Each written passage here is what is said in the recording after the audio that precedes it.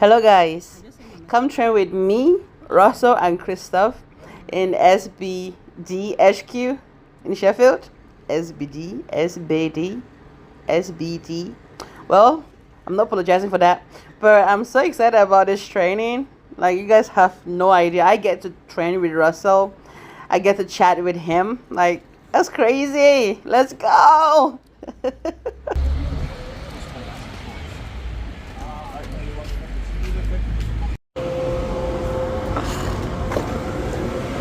First thing first. Holy shit. Imagine holding that in your hands.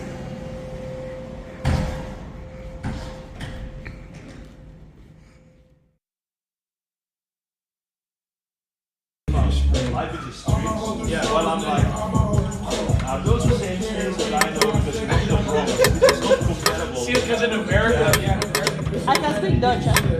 oh, bro? Yeah. Fluent Dutch or? Yeah. Oh, that's perfect. My broken shoulders.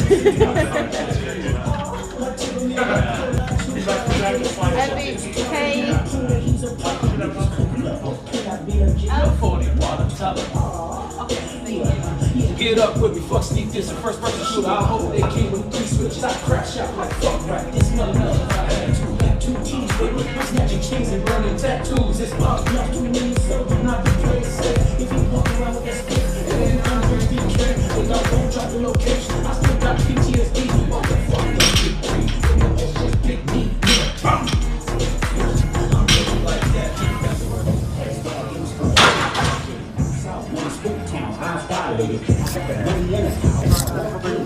Huh? He's sorting it. He'll bring it out for you. Okay, thank you.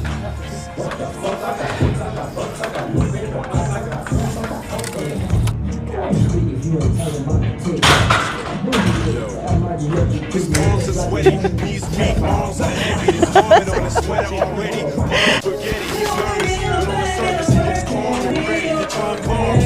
But he keeps on forgetting what he wrote down. The whole crowd goes so loud, he opens his mouth, but the words won't come out. He's choking how? Everybody's choking now. Lights run out, time's up, over, wow. Snap back to reality. Oh, there goes gravity. Oh, there goes gravity. Choke, he's so mad, but he won't give up. That is he know, he won't have it, he knows. His whole back to these ropes. It don't matter, he's dope. He knows that, but he's broke. He's so stagnant, he knows. And he goes back to this mobile home match. But it's back to the lab again, yo. This whole rhapsody better go capture this moment and hope it don't pass it.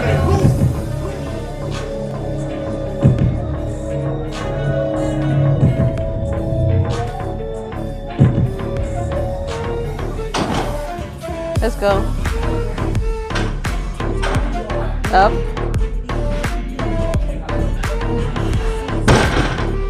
Legs up, right? Look with matching outfits, but the difference is No, I have pink, my friend. that is better than this. Except when it comes to women now. Make me king as we move toward a new world order, a normal language boring. The superstardom's close to postmortem. It only grows harder, only grows hotter. He blows, it's all over. These hoes is all on him. Coast to coast shows, he's known as the Globetrotter. Lonely road guy, he knows he's grown farther from home. He's no father. He goes home and barely knows his own daughter. But hold your nose, 'cause here goes the cold water. These hoes don't want him no more. He's cold product. They moved on to the next one who flows. He knows dove and sold nada. Sold the soap opera is told. It unfolds. I suppose it's old partner, but the beat goes on. You better know. Thank you.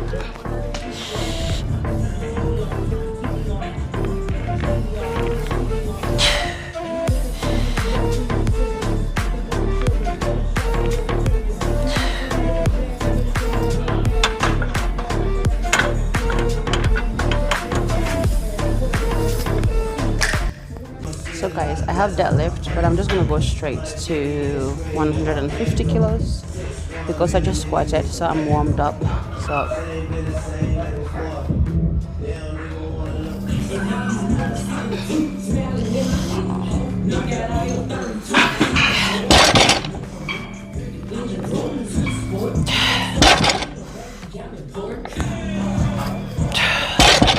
Ah.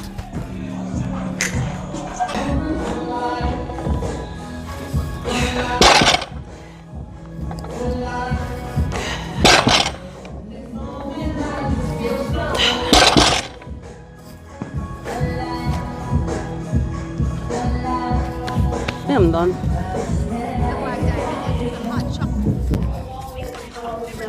I have like one mic. No, that's fine. We can just use like one of those.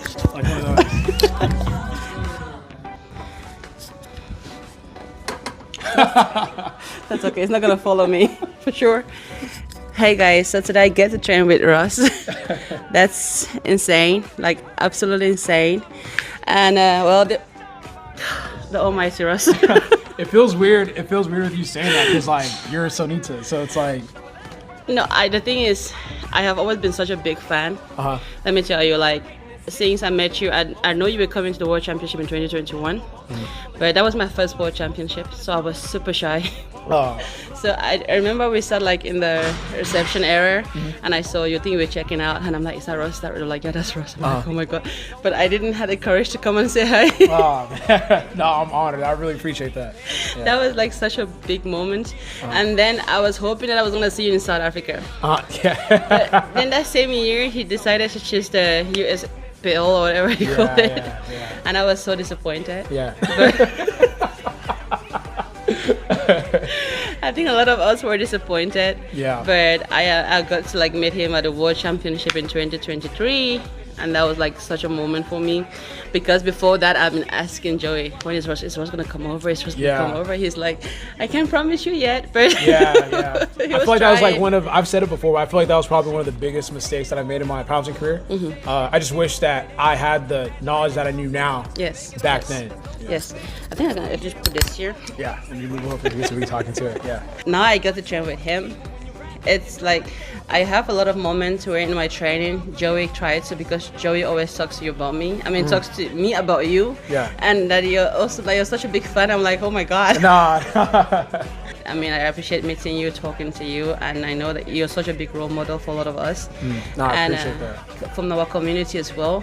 And one thing that also like really that caught me off guard at the World Championship like in 2023. I took second, and you sent me a voice message. Oh yeah. I couldn't stop talking about. No, because I was watching, and I mean we talked about it at breakfast this morning, but I was watching, and whenever you're going back and forth with Bonica, I was really I knew that like you had a moment, and like all you have to do is just stay the course, and I knew that was going to drive you to eventually like become a world champion. Yeah. I remember I was like so like disappointed with my performance, and then I listened to your voice message. I'm like, Russ took out his time and sent me a voice message. That was like such a moment for me as well, and I told Joey. And then he always like, he looks at you and he thinks that you're amazing and you have like a lot of potentials, and I'm like, but anyways, so Russ is originally from Nigeria. He's my African brother. And it's always so nice when you come into this space and you're like new, and then you have people that you can look up to, and it's just always so nice. So I was gonna ask you like, what drives you though? What is your motivation to, when you started powerlifting? Like, did you think that you're ever gonna get to this level that you are now? Like, so I knew that if I just kept training and kept pushing myself, that eventually at some point I would reach a top level lifter in the world. When I first started originally powerlifting, I wanted to look at some of the high end performers in my weight class. And when I looked up the lifters in my weight class at the time, I set parameters and markers. I'm like, hey, this person is here. At some point, we need to progress fast enough so we catch them. So my goal has always been to be a top level lifter, even when I first started powerlifting, and I was like a nobody. Oh, that's competitive mindset. So there was never just like, I'm doing this for fun. There's a purpose. And what drives me, motivates me, it's kind of tough. I think it's just when you set a goal, you just attack it. There is no real motivation needed. For me personally, it's like, hey, you said you wanted to be this, so these are the things you need to do in order to get that. And I was talking about it recently. I'm always motivated, but I don't know exactly by what. I think it's just when I say I'm going to do something, I try my best to make sure that I do it. Yeah, that's really nice to hear, because that's like similar how I started. Like when I watched Amanda and versus Daniel Melo compete against each other, what I did was I also checked where they started, what their first total on competitions were. Yeah. And mine was higher.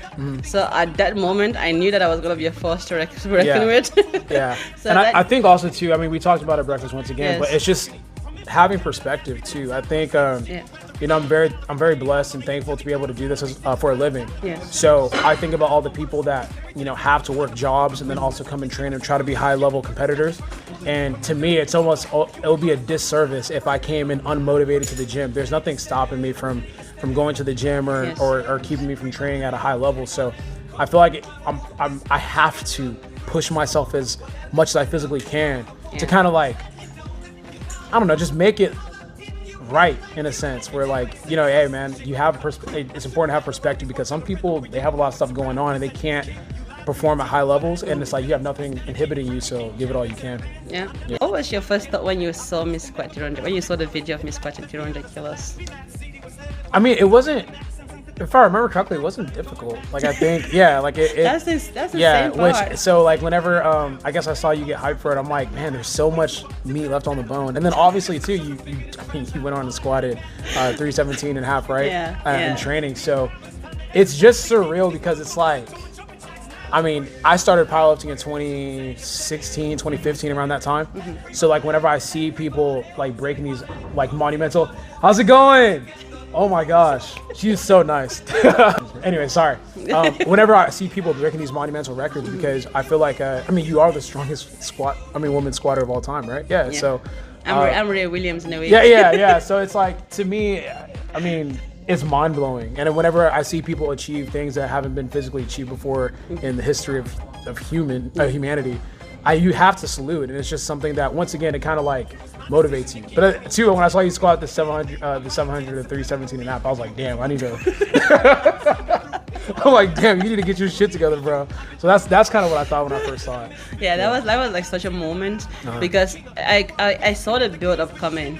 You know, when I did 290, that was like also PR, because that was like 4.5 kilo above my world record I had set before, and that was like in November somewhere, after like a whole day at work, and I was like so tired. And then Joey sent me like 1 week program that was like RP extra from, I just finished a block, and he sent me like this extra week that was RP 7 to 8. I'm like, Joey, I want to deload. You're like, oh, my body's broken, please give me a rest. And I went to the gym and I was praying for like 260 for RP 8, and then I did 260. It was like just very fast. I did 270. We just kept adding 10 kilos, and then we got to like 290. Yeah. And I was like, that was crazy. And then I just like saw the potentials. So I just got like really hyped, and I started building momentum for the 200 kilos. Yeah. And it just kept going. Yeah. Like the next block I did 295, and then I was like, okay. I wanted to be a bit petty, because the internet has been on my tail to load 200 kilos. They were like, load it already, you can do it already. I wanted to do like 299.5. It's funny, because like, I think also too in training, sometimes like, I mean, you might be different than me, but if I see a number and I feel it, I'll go for it. Yeah. Like, yeah. The thing is, I knew I was ready to do the lift, but so I loaded 300 on 1 instead of 2. I wasn't gonna be that petty. Yeah. I'm like, I'm gonna give them what they want, but the thing is, I knew that I could do it, because my last warm-up that I did before that squat was 285. It wasn't as fast as I wanted it to be, and they were like, are you sure? I'm like, yeah, I'm gonna load it. And I loaded it, and it just moved almost similar as my last warm-up. Yeah. Shit. Yeah. That's I could have added some 5 kilos more. Yeah. But yeah, how do you feel about the Sheffield competition? Like, I mean, I'm excited. Like you were the first. When the idea came out, you guys were like the first on the roster. Yeah, so first but batch. It didn't happen. Yeah, so we were that was like 2019 going into 2020, and then obviously like the pandemic hit, so we weren't able to do that. And at the time, mind you, like, this was a new concept. We had no idea how it was going to be. Yeah. I wasn't a believer in Sheffield. Like, I was like, I mean, I wasn't interested in it. I'm like, what's this money mean? I'm not really too You're not feeling it. Yeah, and I told Pete, I was like, I mean, I'll do it, but you know, I was supposed to be rematching Brett, because like me and Brett have split 1-1. Okay. But yeah, I mean, this time around, after seeing it be successful, I think like 2 to 3 times, I'm super excited, just because this is everything that I thought powerlifting could be when I first started lifting. I'd always been a big believer in powerlifting being a spectator sport, and that we should be competing in front of like thousands of people. And we're finally here. So to me, this is almost like a love letter to powerlifting. So yeah, I know a lot of people, including myself, like I feel like a lot of people are making this like a redemption story for me or whatever. But to me, it's celebrating 10 years I put into the sport, and it's almost like I finally get to see a dream realized in front of like 2,000 plus people, in front of my parents. And yeah, like I'd always dreamed of powerlifting being something like this, and it's finally here. So I'm looking forward to create the moment. Exactly. Yeah. It's always so unreal, like lifting in front of your family. Like I know my mom is in the stage. In my mind, I know that she is there. Yeah. She's scared. Yeah. She's always is. So I want to make sure I don't feel a lift, so she doesn't get like, oh my god. Yeah. That's the most interesting thing. But I think, man, it's just gonna be so fun to be in front of like that many people competing. But then also too, like knowing that we are actively pushing the sport forward, and this is things that are going to go down in history, and we might not even be able to see the ramifications that are going to be happening after the fact when we finish doing this kind of stuff, but we're literally writing history, so it's going to be fun. Yeah. It's kind of really nice coming back the second time. Yeah. You know, when the competition was gonna be, people thought it was gonna be tight. You know, so it was like not really sure if I was gonna make first place or if I was gonna qualify for Sheffield. We know World Games was the possibility was there to qualify for World Games. So, but heading into World Championships, Alexis Jones was coming over with the biggest total. She was like being put as a favorite over me, and I mean I wasn't mad though. I mean those kind of things. I was like, yeah, I don't mind if you like sleep on me. That's your problem. Yeah. I'm gonna show up and I'm gonna show out. Yeah. Period. Yeah. I remember when I came out for my 200 kilo squat. Oh my god. Oh my! I always relive that moment. I always like rewatch that video. The crowd went insane. I literally felt like my goosebumps. Yeah. That was like such a moment. It's like Christoph's mom's favorite video of me. Just because like the crowd went quiet when I set up and I was about to start the squat, and then they went bizarre when I was going out. Yeah. It's always so the crowd reactions are so interesting because I feel like everyone there are powerlifters, so they kind of understand. So it's like, you know, you get quiet so you can hear the commands properly. And then once you start fighting the squad, you know, they're gonna go crazy. But you didn't have much of a fight, so it's like, whoa! That was such an insane moment. And one thing I like about the crowd in Sheffield is because it's like real fans of the sport. It's not like this country versus this country. Yeah. It's like these are the top athletes of the world, and everyone that's coming there is just as supportive, whether the person is coming from a different country than they are. It's like the crowd is going insane at every moment. That's like really what I like, because it's different at the World Championship. The crowd is always divided. You have like people that came for this person or this country came with their supporters. So you always have like supporters. But in Sheffield, the supporters are one, and that's like one thing that I really really like about it, because it's like you see like really true fans of the sport just supporting the athletes. Yeah. So it's a moment where I'm really sure I've told Joey before. I think like the rest was gonna love this. Yeah. Like I said, like I like performing. Because I feel like powerlifting, yes, it's a strength sport too, but we could push it further by being performers as well. Yeah, definitely. It's always people always like it's a solo sport and all that stuff. It is a solo sport. When you're on the stage, it's like you versus the weight. You know, there's like your coach is not behind you. Nobody's there to hold your hand like they do during training. But it is like you versus that bar, and it's for me. I see that bar as an enemy. Yeah. So I'm gonna ask you, like, what is your relationship with your bar? Like, when you approach the bar, like, how do you feel? Yeah, I mean, I feel like, I think people see it in my videos. I beat, you know, everything up. So it's like I beat the bars, I beat the weights and all that kind of stuff. It's more so just like this is something that has inhibited me from performing a movement pattern in the way that I want to. So yeah, I kind of look at it like the enemy now that I think about it. But yeah, because I do beat it up. I'm just like, it's weird. Like sometimes I'll give it like love and I'll like, you know, touch it lovingly. But oftentimes I'm smacking it or just like, you know, rolling through it and all that kind of stuff. Yeah, because I see like on a front line, like I'm on the front line in the battlefield, and this is like my opponent, and I'm like, it's you versus me, and there's only one person that has to win this push. Yeah. I have to lift it. That is how I approach the bar. So I always see it as an enemy. Yeah. And some people say they see it as a friend. They treat it as a friend because they're in it together. Nah. Yeah, I think there has to be some type of animosity that exists between you and the bar, or at least the weight or something. Yes. Because I don't know, I work better when I'm working against something, which sounds a little bit dark, but I work better when I'm working against something versus working with something. Are you gonna do the tour, like the Sheffield or the City Hall tour? They're gonna do like a show to show the athlete around. They did that last year for us. Okay. Yeah, I mean, I'll do it. What is it? I didn't go because I wanted the element of surprise. I think it's on Friday. Because last year was like a day before the competition, but I think this year they're gonna put it because they asked us to give like feedbacks.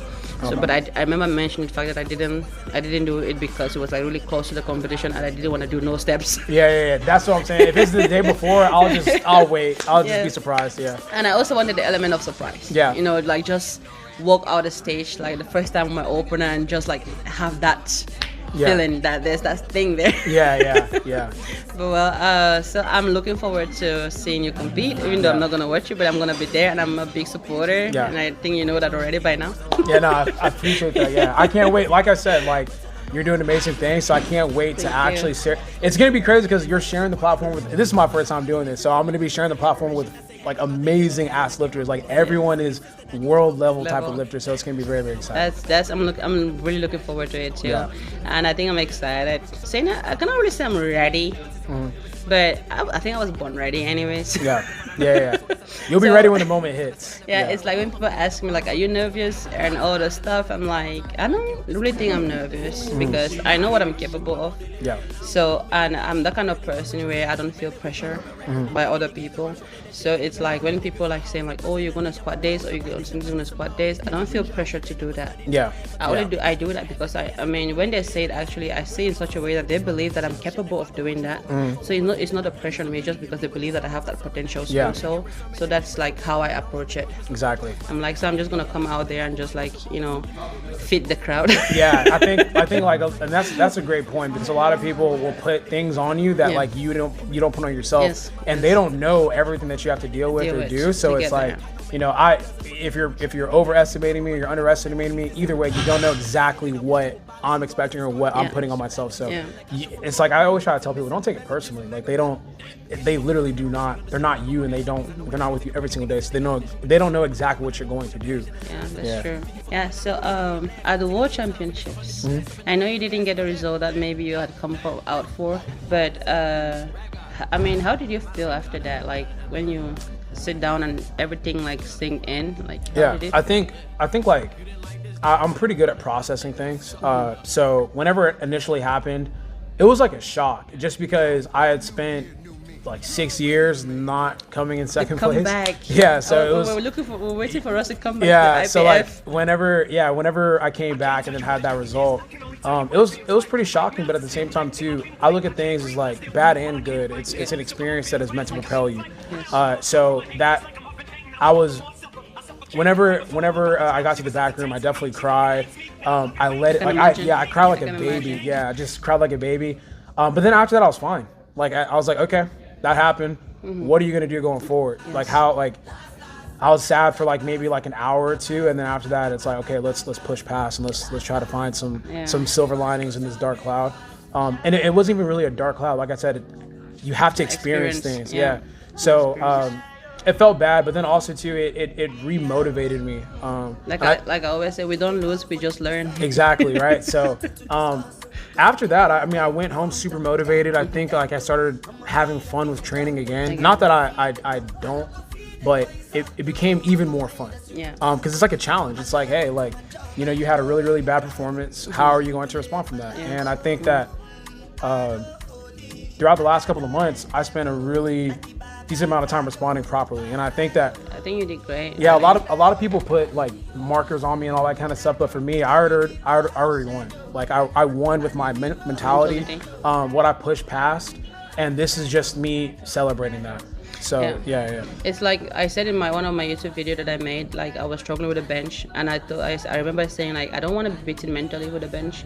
You know, I don't want to lose hope completely, because I want to stay hopeful to the last minute, and because a bench is something that I'm gonna know how it goes on a competition day. So I don't want to be beaten up mentally and then get there and there was a possibility for me to actually do something big, and I was like already defeated. I had already defeated myself. So I want to be prepared like till the end, that even at the end of the day I didn't do anything big on bench. I know that I gave my all. You know, I was mentally prepared, I was physically prepared for it. So I always like really I always say the sport is also mentally taxing, just as it is physically taxing. For sure. And you don't want to ever face a situation being scared mentally, because then you're already defeated. I mean, so that is like really how I also approach things. Like I stay hopeful, no matter how the outcome is. I always know that I gave my best. And that is a satisfying feeling, knowing that I did give my best, because I didn't let myself be defeated. Like, you know, all the way I went there 100%. I was prepared for whatever outcome was gonna be, and then I'll be happy with that. And I think like it's really just the internal battle. It's just like, hey, like, I mean, I battle myself, I battle myself pretty much mentally when you go to the gym. Like when you have those heavy singles, you're like, man, can I do this? Man, this is like big weight. And it's very nerve wracking. So I always tell people training to me oftentimes is more nerve wracking than the actual competition, because at that point I had built up whatever confidence that was going to be there through the training. So whatever I show up to the meet with, that's all I had. I have. Like talking about that, I always get a lot of people ask me like, how do I approach heavy lifting competition, like how do I approach my singles and all that stuff, like, so I'm gonna reflect the question to you. How do I mean, like, how do you overcome the fear of like lifting heavy? That's what they ask me. The fear of lifting heavy. It's not overcoming it, it's embracing it, to me. Like whenever I don't know if you get this, but like you get that, your heart starts beating, you feel light, and you're like, oh man, like I don't know if I could do this. That's your body. I think that's your body telling you, I'm pumping juice into you to get this lift, get it done, right? Don't shy away from it, because I feel like a lot of young lifters and a lot of people, they wait for that to go away. And it's like, no, you need to attack now, because your body is like, hey, I'm stimulated, I'm ready to go, let's attack it right now. So yeah, I feel that feeling all the time when I'm lifting weights that I'm super nervous about, or I know it's about to be a personal best. I'm like, man, I can't feel my hands, I can't feel my feet, it's time to go now. And when you're at your most nervous is when you should attack, because you're gonna have that fight or flight response. Actually, this is new. I mean, that's not how I think about it, but you saying it kind of makes sense, because I remember, I know that before I did a 200 kilo squats, I remember I sat there like just trying to convince myself that I got this. And also, but when I did it 200 and, okay, let me say in pounds, 700 pounds, 701 lbs. You could see like my back trembled a lot, because I was like also nervous. But the thing is, I was 100% sure I was gonna have that. So I was nervous, but I wasn't scared of it. I wasn't scared I was gonna feel it either. Because for me, the way I lift, I see that like my mind is it can be a weapon that I can use for my own benefit, or I can use it against myself. Exactly. You see, when I start talking negatively to myself or doubting myself, and then I'm putting myself in a harm's way. But when I come out, I'm like, I can do this. You know, I tell myself like, this is something I can do. You're stronger. Life has prepared you for this moment, and this is the moment that you got to. I said that to Joe. I'm like, I prepared when I wanted to do the 200 at Sheffield. I'm like, this is the moment I prepared for. I'm not leaving this stage without doing 200 kilos. And I think too, like whenever people like, I personally, if I'm talking bad to myself, like, oh, you can't do that, I'm not even gonna attempt it. Like, I don't even go for it.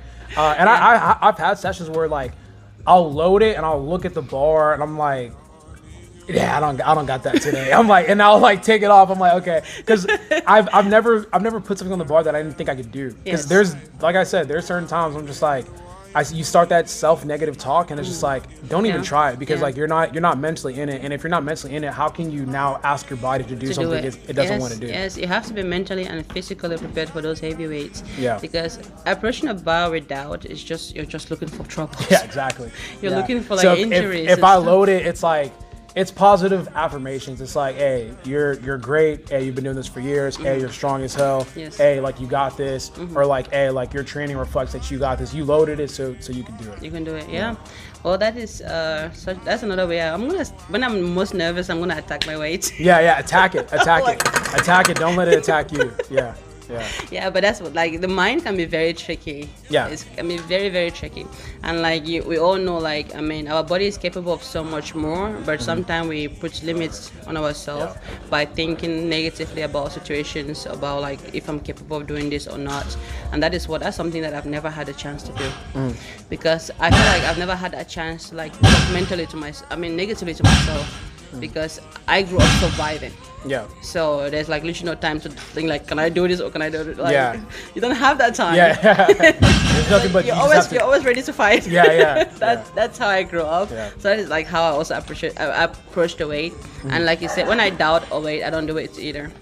If I'm like, should I do this or should I? If I'm not really sure, I'm not gonna load the bar, because most time when I go to the gym, I'm already like quite sure of what I'm gonna do. Exactly. Yeah. You manifest what you're gonna do. So like I know, like I'll look at like a Saturday session on Monday. I'm like, okay, I think I have this on this day, and then I'll work my way towards it. And then if I don't feel it, I'm like, don't do it. And if I'm telling myself that, I'm not gonna do it. Oh, that completely makes sense, because again, that's something that I do.